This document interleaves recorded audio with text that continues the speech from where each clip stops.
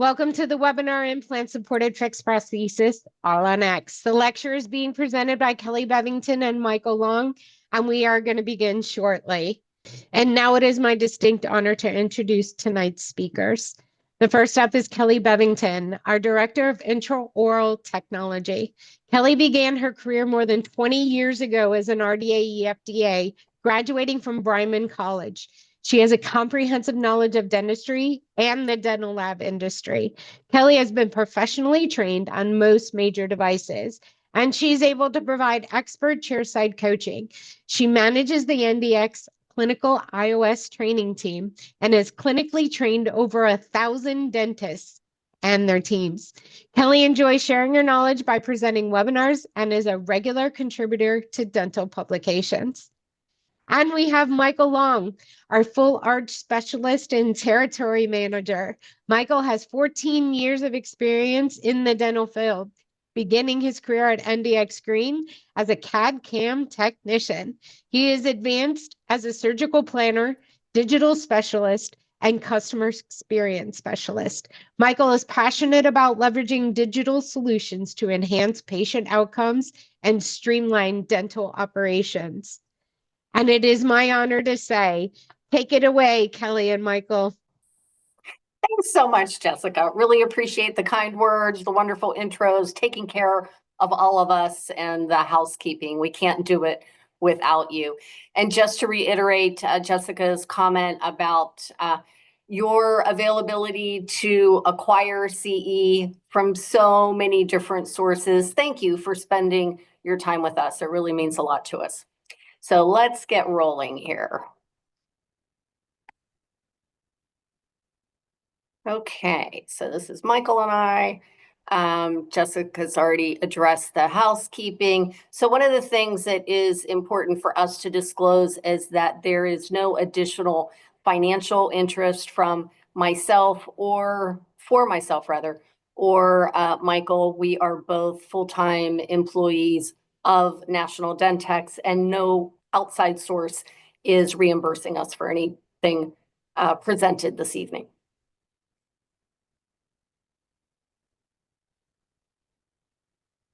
Sorry, I am challenged moving these slides tonight. So just to recap our learning objectives and what you signed up for this evening, we want to make sure that you come away understanding key treatment objectives, types of scans, and how to select appropriate prescriptions for optimal results. We're also going to discuss the utilization of ScanFlag armamentarium and performing isolation techniques that is appropriate for surgical scanning. And lastly, develop a personalized facial scanning plan that you may want to incorporate into your practice. And to alert you, just sort of allow you to understand the depth of knowledge that NDX has across our network. We receive well over 3,500 scans daily from our dentist customers. And there's, the scanners I have listed up here continue to evolve and change in different parts of the country. We receive more than others, but we're really well-rounded in our knowledge base of not only receiving the scans, but fabrication and design with them. We do have an intraoral scanner training team. As Jessica mentioned, I'm fortunate enough to manage the group. I've got Brittany Carey, who's a registered dental hygienist, and she's out of Arizona covering the western part of the United States. And then Brenda Kirkin is a CDA RDA out of the state of Michigan, and she's covering the Midwest and parts of Florida. And then I'm covering predominantly the Northeast.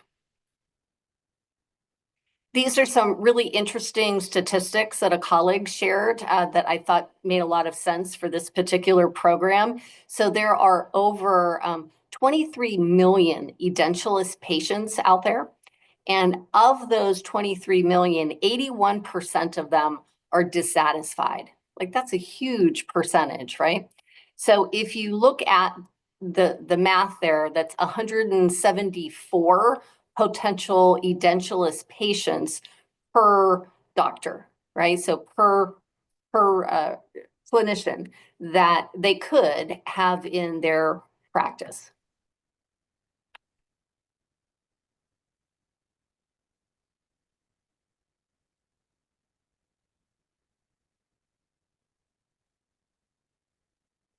Okay, so out of the 52 million arches of dentures, this is, specifically about dentures, but my thought process was how to incorporate that percentage of dentures into all on X cases.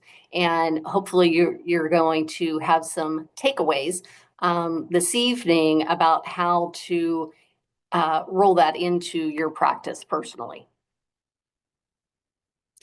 So some of the records that we take when it comes to the evolution of all on X cases revolves around digital technologies and different type of facial scanning and alignment records.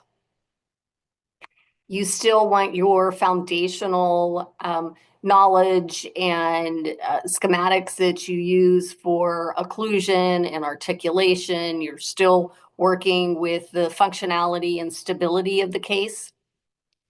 The conometer, the device to the right-hand side, is an interesting gadget that I had the good fortune of using with an edentulous patient recently that we scan, so that there's, I consistently use the word evolution and digitally assisted as we are merging the analog technology and foundational knowledge base we already have with the evolution of the digital technology and how robust the software systems are from the iOS manufacturing companies.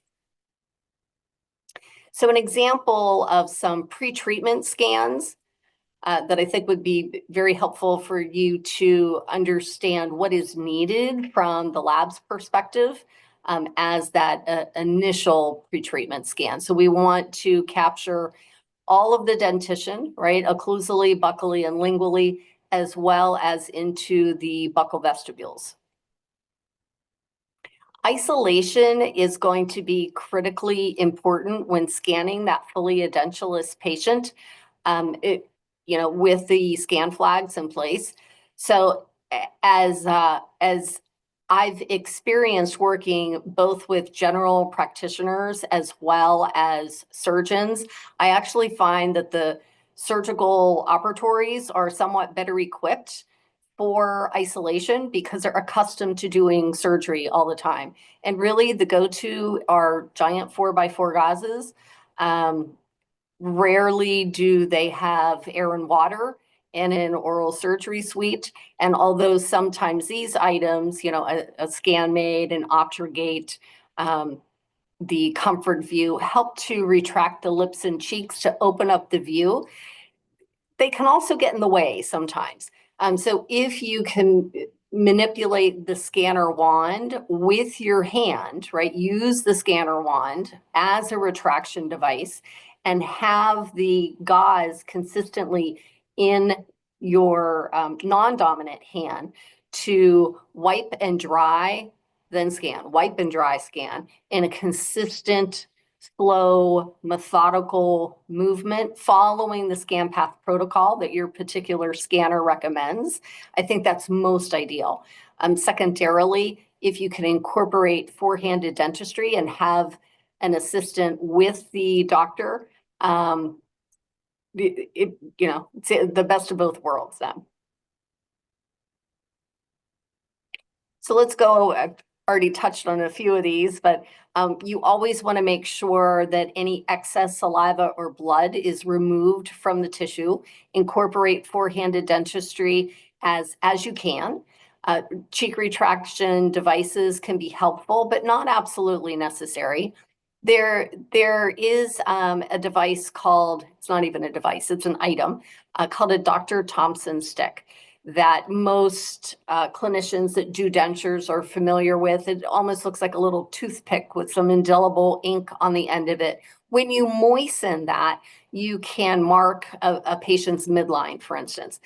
Where I have used it with scanning is if I'm finding it challenging to scan the palate, you can make some X's. You could do like from the rugae back to the vibrating line. You could sort of do a swirl back and forth, and it helps your eyes follow a particular path to acquire the data.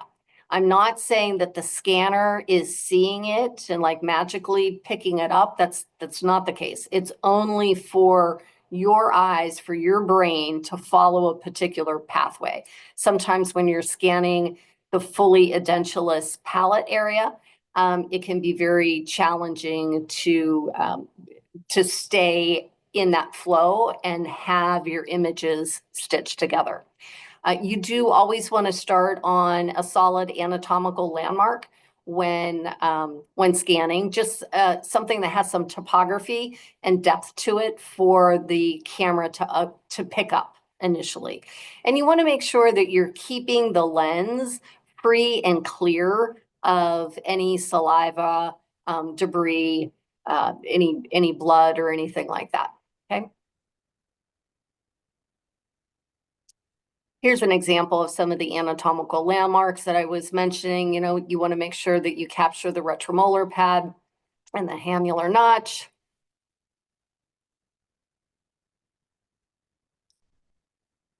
This is a facial scanning workflow and that first appointment. And Michael's going to mention a couple other devices as well. And one I actually put on my phone. I think it's great fun. We should actually have that. We should have had that as a game for everybody to look at downloading it and snap a picture of themselves. It's pretty cool.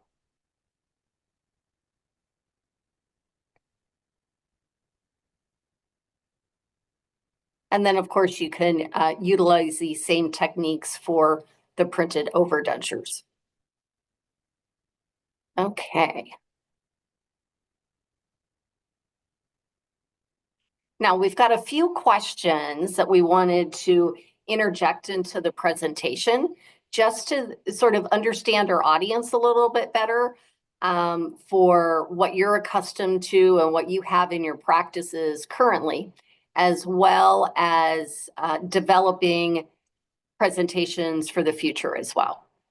And I do see a question here. What's the type of scanner and software used for this facial scan? Now, that one was not the Scaniverse. That was Instarisa, I believe, was the name of that particular software, sir.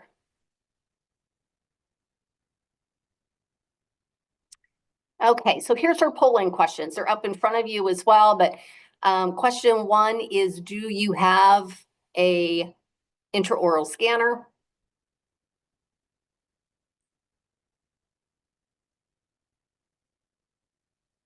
How much time is left?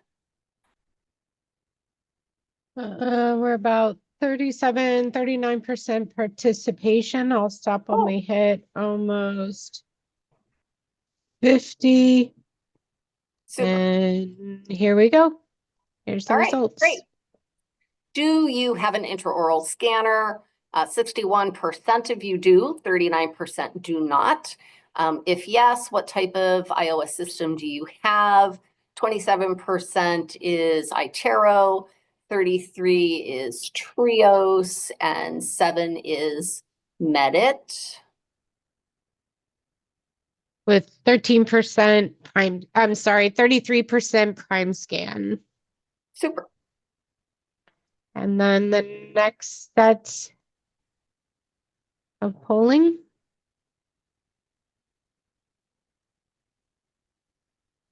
And this is more about photogrammetry.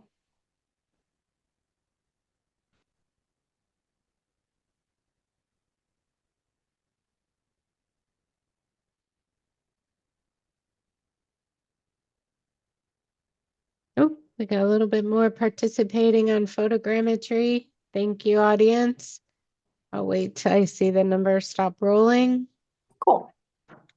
Yes, thank you, And audience. It's very helpful. there we go. Super. So are you currently restoring all on X full arch cases? 29% yes, 71% no. If yes, are you using photogrammetry? 6% yes. That's very cool. Scroll down. If using photogrammetry, what type are you using? Truss is 25%. Very nice. Micron mapper, 50%. Wow, great. And other is 25. Awesome. Excellent. Thank you.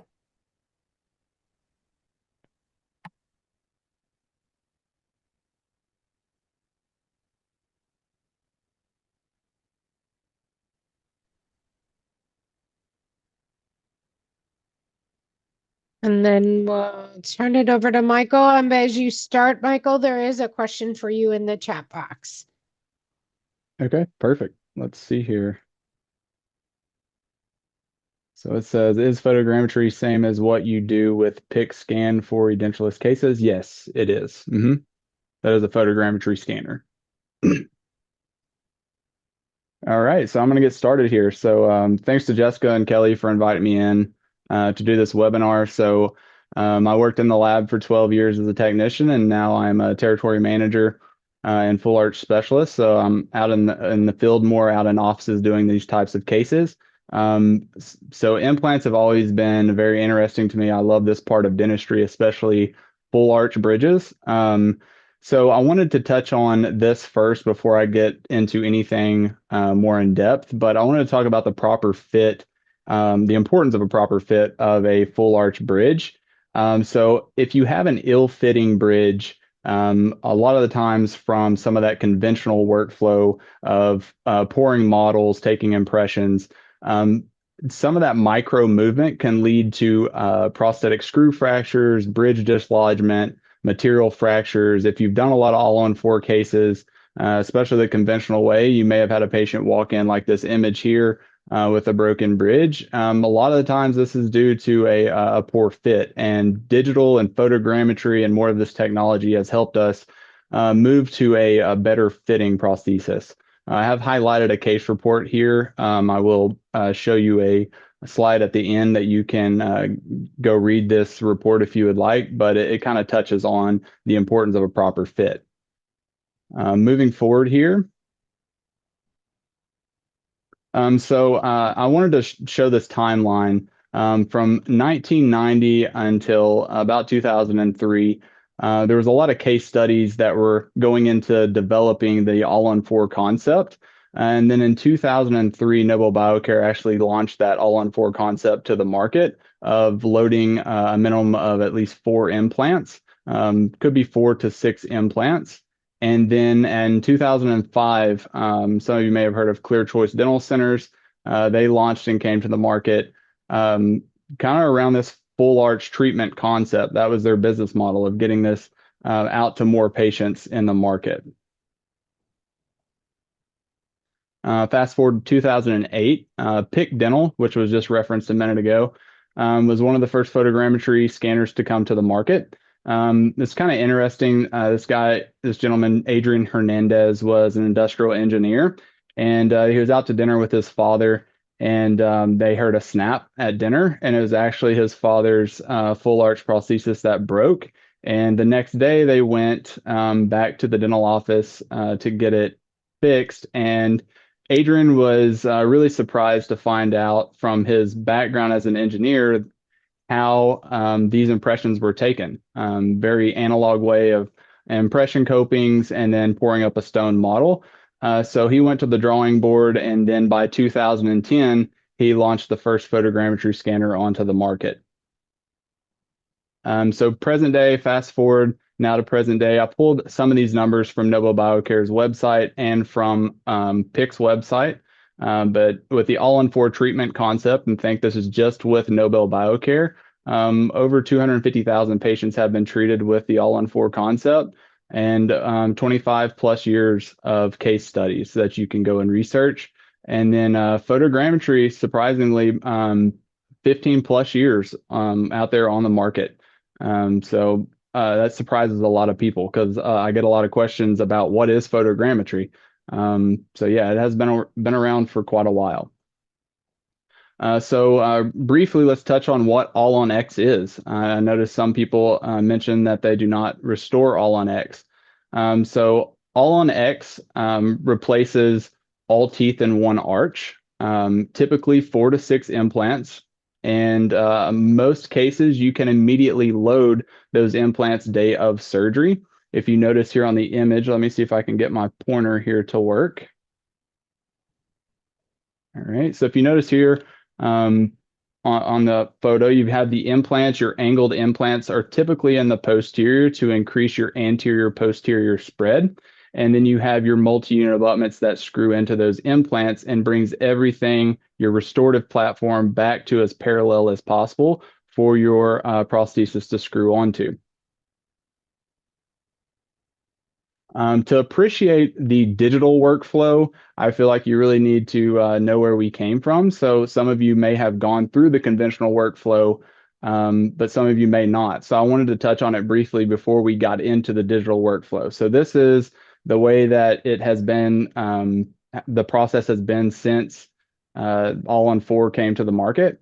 You would send an impression into the lab, and then an arbitrary bone reduction guide would be made. Typically, this is done after they make the immediate denture. They will take and make a clear duplicate denture and then measure roughly 15 millimeters of space to make sure that you have enough clearance for your final prosthesis. Zirconia requires 15 millimeters of clearance. And then you're going to have an immediate denture sent back to your office day of surgery. You could do this freehand or guided surgery. And then if you notice down here where it says optional restorative guide, that is an image of that clear duplicate denture like I was talking about. That trough is cut out where you could place that, and if bone sticks up through it, it kind of gives you an idea of if you need to reduce more bone. And you can also look at the angulation of your implants and your multi-unit abutments. Multi-unit abutments are placed, and then your immediate denture will have the holes cut out in the implant site. Your temporary copings are seated. A rubber gasket is placed to protect the surgical site, and then they will pour up acrylic, light cure that, unscrew it, and everything comes out as one piece. You see here the temp cylinders are in place on the denture. This one is an upper, so the palate is cut out, and then it is trimmed down to be very cleansable for the bridge. That is the patient's temporary. And then a few months down the road, when the patient has osseointegrated, this is the restorative steps. So roughly 5 to 6 appointments in that conventional workflow.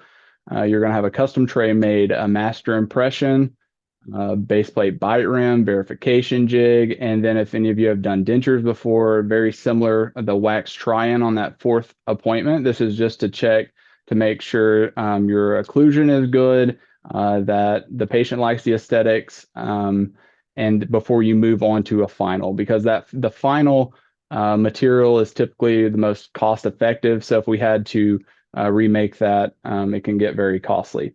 And then if really it's 5 or 6 appointments, that 5th appointment is optional. If you're doing like an acrylic wrap bar, you would have that bar sent back, seat it, make sure it's passive, and then sent back to the lab, and acrylic is added. So that is the overview of the conventional workflow. Now we'll get into an All-on-X digital workflow. So I've really broken this down into 3 different segments: patient assessment, surgery, and restorative. We're going to start with the patient assessment. So initial evaluation, bone density, you're checking oral health, patient-specific needs, use of intraoral scanners to send pre-op data to the lab, and then, of course, a collaboration with the team. What team am I mentioning here? So I feel like this works best when you get everyone involved. If there is a specialist doing the surgery, this is what this would look like. Your specialist, your laboratory, the restoring clinician, and even the implant rep, all communicating around some of these patient assessment records, your CBCT scans, intraoral scans, just pre-planning before surgery so everyone is on the same page for the best outcome. So some of the things that we would need in this patient assessment, CBCT scans are always helpful, no matter if you're going to be doing guided or freehand. Having a CBCT scan to align with all of the data really helps throughout the entire process. And then facial visualization, which is a little bit of what Kelly touched on. I'll show you a few options in the next slide, but we can merge the intraoral scan and any face data that you can give us, 2D images, 3D images. We can merge that together to help with the natural aesthetics and personalization of that patient. So imagine being a dental technician for a moment, and you're designing a case. You can't see the patient. So you have pretty much a blank canvas, tissue, some implants are placed. It's hard to tell where your plane of occlusion is going to be, where your midline is going to be without seeing the patient's face. So this really helps to bring the patient's face and put that onto our screen and combine that with all the other data that we have. Here are a few of the different options. If you want to take a picture of this, there's also a slide at the end that you will be able to go to different websites and find all of these options that are out there. So Instarisa, it does some other things, but it's a really good facial scanning scanner. And then ScanIverse is an app that you can get on Android, iPhone. It's a free app. I would say if you're going to use ScanIverse, just make sure that you have really good lighting. I'll touch on some other important features of it here in a minute, but really reviewing your scans are really important before sending to the lab. And then Bellis 3D is also another app that you can download. There is a fee associated with that one, but it is more dental focused. It is for scanning a patient for face visualization. And then, of course, if you don't have any 3D options, 2D images are great too. We can take those 2D images, pull that into design software, and still see things like midline. All right, so importance of clear image quality. So no matter if you're doing 3D or 2D images, over here on the left-hand side of the screen, I have a blurry image and a clear image. Just after you go through your scan process, just zooming in on the teeth, that's the most important part for clarity in the image. Because what we do with this is we take the intraoral scan and we select points that look alike. Say the midline here, we would select that. This bicuspid, we would select that. Merge all of that together. This, if it is blurry, the software and the algorithm may error on us and it may not align correctly. So making sure that we can clearly see the teeth is really important. And then, of course, we're going to need an intraoral scan. Here's a few of the options that are available. Lots of intraoral scanners out there. I've seen some people already ask in the chat what scans we see the most of. Really, I don't really have a number on that, but we receive a lot of scans from a lot of different scanners. iTero, 3Shape Trios, Dexis, Medit. I guess my recommendation would be kind of sit down and write a list of what all you're going to be doing in your practice. If you're going to be doing full arch, if you're going to be doing dentures, restorative, clear aligners, and then start researching your scanners to really zone in on what you want to pick for your practice. Every one of them have a little bit of different features, and reach out to Kelly. Kelly is a great resource when it comes to scanning. Thanks. And that's a great recommendation, Michael, to make a list of what your goals are in the practice, because different scanners are somewhat better at certain things. Agreed. And there's new ones coming out monthly. All the time. Correct. Yeah. So just to recap, I've got the bite and VDO much larger than the rest in this slide here. So Kelly touched on this. Establishing that VDO and that bite in the beginning is extremely important. And And once you establish that bite, I would suggest doing that before you do your scans, your patient photos, your CBCT scan. And when you do your bite scan, one thing that we've noticed when designing these full arch cases, if you can establish that VDO in the beginning, and when you do your bite scan, have that patient locked in to that bite. If you're going to open the VDO, then having them locked in when you do that scan in the beginning is extremely important.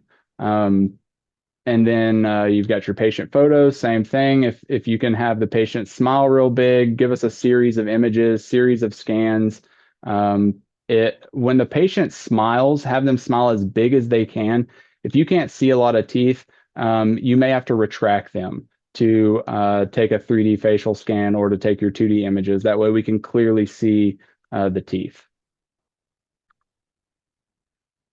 So also in this patient assessment, we're going to start to talk about which direction you're going to go and the different types of bridges that are out there. So we have FP1, FP2, FP3. So let me break down each one of them a little bit. FP1 is going to be teeth only in the design. So your ponics are going to be sculpted into the patient's tissue all the way across the bridge. And then an FP2 is similar. It will also be sculpted into the patient's tissue. The teeth are a little bit longer. So if you're going to increase the VDO, I don't see as many FP2s as I do FP1s or FP3s. FP3s I probably see the most of, and that is going to have the teeth and the gingiva designed all across your bridge. So your transition line of the gingiva on the bridge to the patient's gingiva. So when reviewing the images, a couple of different things that we look at when trying to decide if you're going to go FP1 to FP3. If you have the patient smile real big and you were to draw a line across the lip here, you notice this patient's showing quite a bit of gums here. So if you're going to have to reduce any bone and take that down to make it an FP3, you want to hide that transition line behind the patient's lip. You don't want to show, if you're doing an FP3, you don't want to show that transition line when they smile real big. If you're doing an FP1, it's completely fine. It would just sculpt into the tissue. Michael, is that part of the decision-making factor for the dentist in deciding between the FP1 or the FP3? Yeah, so it kind of goes back and forth. That's why it's good to kind of have it talked about amongst that team that I was talking about there in the beginning. Right. Kind of what can we do on the lab side? What is the restorative doctor looking for? And then, of course, is it possible from the surgeon side? What's the surgeon going to have to do as far as how does the bone look? So, yeah, it's really a collaboration amongst the team. Is one stronger, more durable than another? An FP3 is probably stronger because it's thicker. Okay. Mm-hmm. Yep. Yeah, because your connectors on an FP1, and it's just going to be your connectors right there in the interproximal. Where an FP3, you're going to have that tissue thickness. Yeah. That base, yeah. Yes. Okay, so moving into surgery, I'll keep this brief, and then we'll get into the restorative. So a couple of different options when you're looking at the surgical side. You could go guided surgery or you could go freehand. Guided surgery, we're going to take a lot of that patient assessment data and then completely digitally plan that surgery. So digitally place the implants, your bone reduction, a smile design, do everything before surgery. And then freehand, you're still going to take your CBCT scan. We can still do a smile design if you send us intraoral scans, but everything's going to be freehand in surgery, much like that conventional process that I talked about. If you go with the guided option and you send all of that information to the lab can send you back reports that look like this. So you're going to get a surgical report. It's going to show your implant sizes, bone density. A lot of different labs have different options, but most labs you can set a time to do a live consultation with the technician, make any corrections in real time before they produce your guide. Here's a couple of different options of what you would get in a guided kit, or a couple of different examples rather. You've got your bone reduction guide, so that after you flap, the bone foundation guide is placed and then pinned into the bone. And then you would extract your teeth, reduce that bone down flush to the top of that bone reduction guide, and then your osteotomy guide would snap onto the top of your bone foundation guide. You would go through your drilling sequence, place your implants, and then this osteotomy guide comes off. And then you have an optional pre-designed provisional. So you could just stop there and then go through what I'm going to talk about in a minute with photogrammetry or iOS scanning options, or you could have this pre-designed provisional and it snaps on top of your bone foundation guide. And of course, your holes are already pre-drilled out of that bridge because this has all been planned prior to surgery. Your temp cylinders are going to stick up through the top of the bridge. You would inject your acrylic, light cure it, and then everything comes off as one piece. And then all you have to do is trim down these little connectors, polish it up, and the patient has their temp. All right, so let's talk restorative.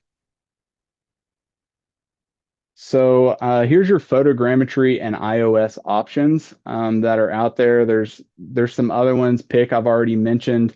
So Truss and OptiSplint are both just going to utilize your intraoral scanner. So these are both kits that come in. They're single-use kits. They both act as scan bodies and as a verification jig. And I'll walk through the Truss workflow here in a minute. And then ICAM, Micron Mapper, and then PIC that I've already mentioned are true photogrammetry scanners. So these are separate from your intraoral scanner. These are used to calculate measurement. You notice the scan bodies here kind of look like dominoes. They have these little dots on them.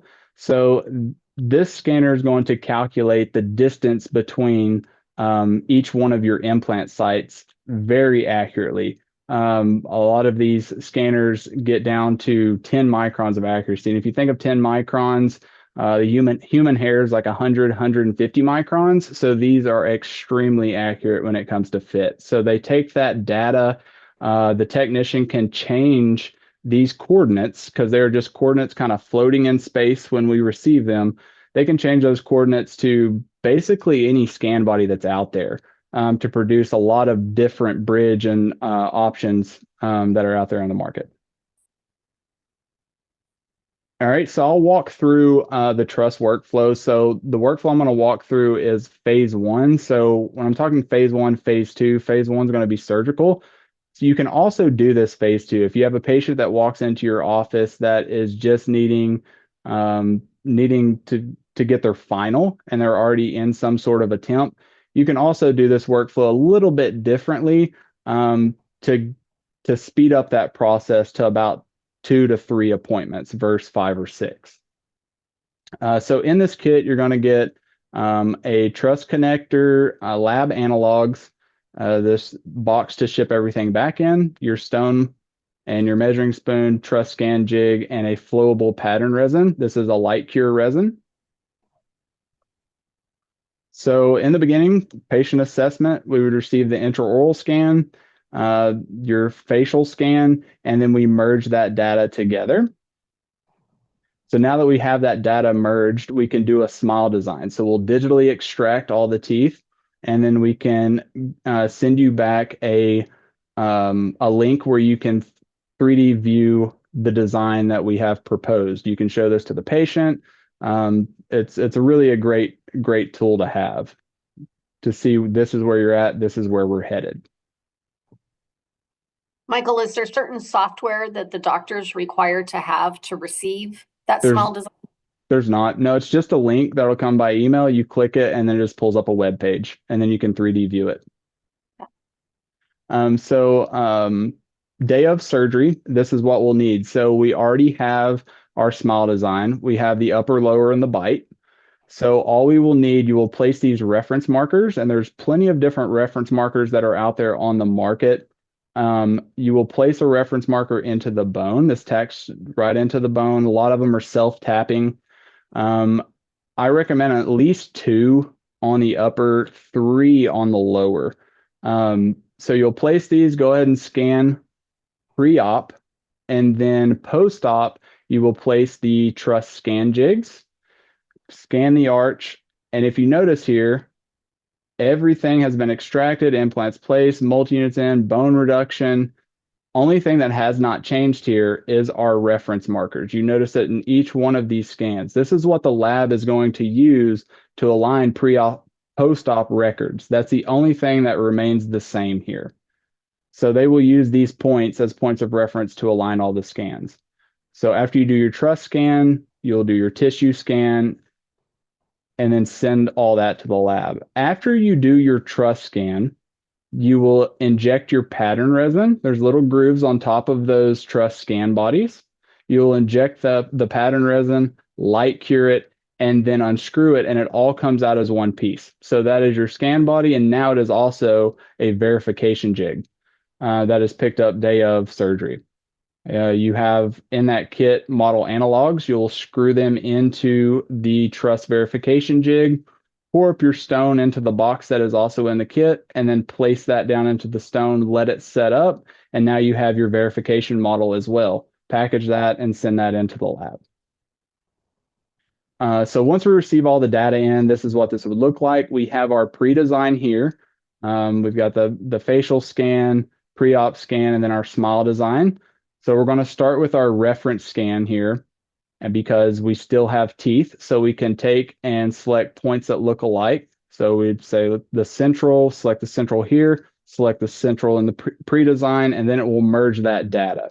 So now we've pulled our reference markers into our pre-design, and then we'll use our reference markers now as our points of alignment for all the additional scans.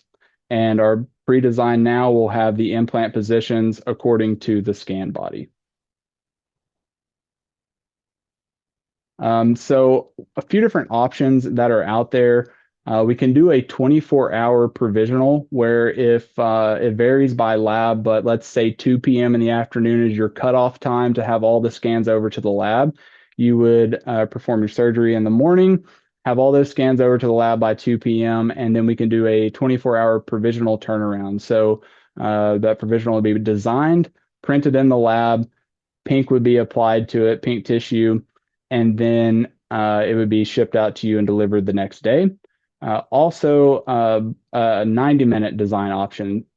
We call it a 90-minute design option, but in reality, you can typically get this back much faster, 30 minutes to an hour.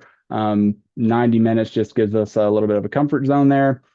File is designed, sent back to you day of surgery. If you have a 3D printer, you could print that in your office.